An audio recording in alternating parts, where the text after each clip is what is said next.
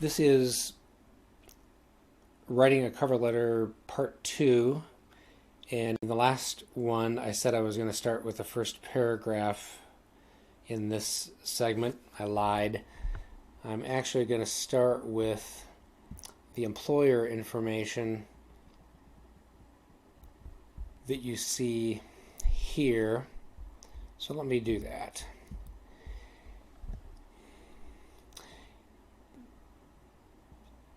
So notice that there's a lot of information here, and you don't always get all this information when you have a job posting.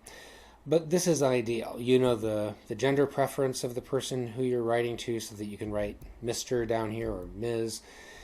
You have their title, the name of the organization, the street address, everything. Now, you might not have all that information, so I'm going to go step by step showing you how you would change the dear depending on the information that you have up here. So let's say, first of all, that you don't have the name of the person, but you have the title, Director of Personnel. So you could write down here, Dear Personnel Director.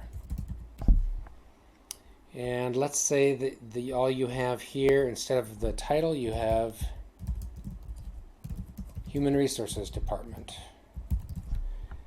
Then it's okay for you to write Dear Human Resources Department. Let's say that you don't have that.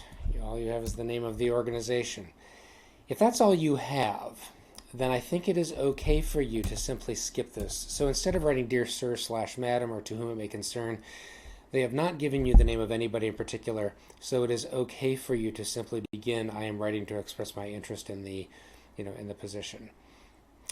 You should be able to have a street address even if they don't list it in the job posting, because probably if you're actually applying for a position, unless during this time right now you are looking for an online or a remote position, there's probably a physical location for that position. All right, next we're going to be working on that first paragraph. As a reminder, there are two main types of cover letters, letter of application and a letter of inquiry, and we are going to be talking in these videos about the letter of application, which is used when you're applying for an advertised job opening. The other one is when you are applying for jobs that are not advertised, but you hear about them maybe through the news or through word of mouth.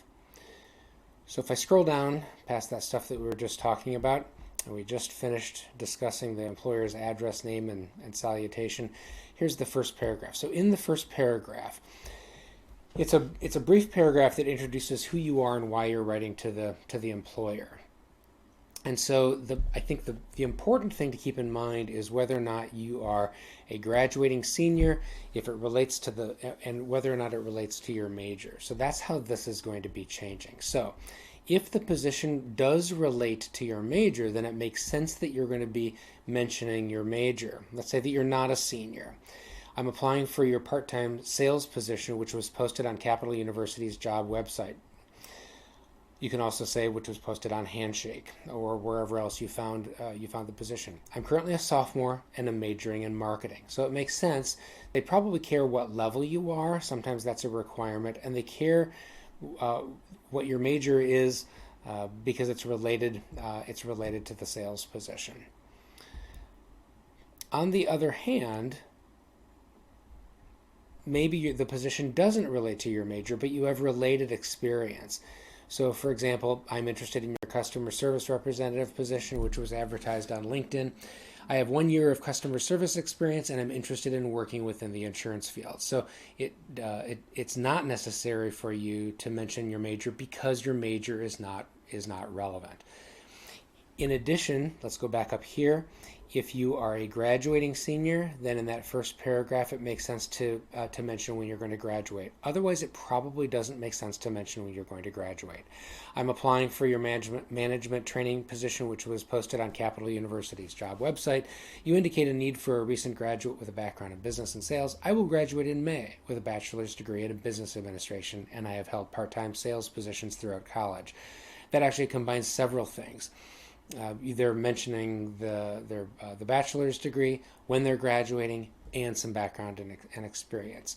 The first paragraph is fairly simple. It's very formulaic. So once you figure out, okay, I'm not graduating, so I'm probably going to mention what year I am.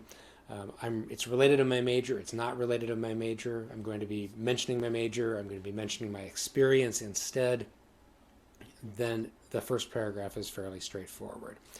In the next video, we'll talk about the more complicated middle paragraph or middle paragraphs.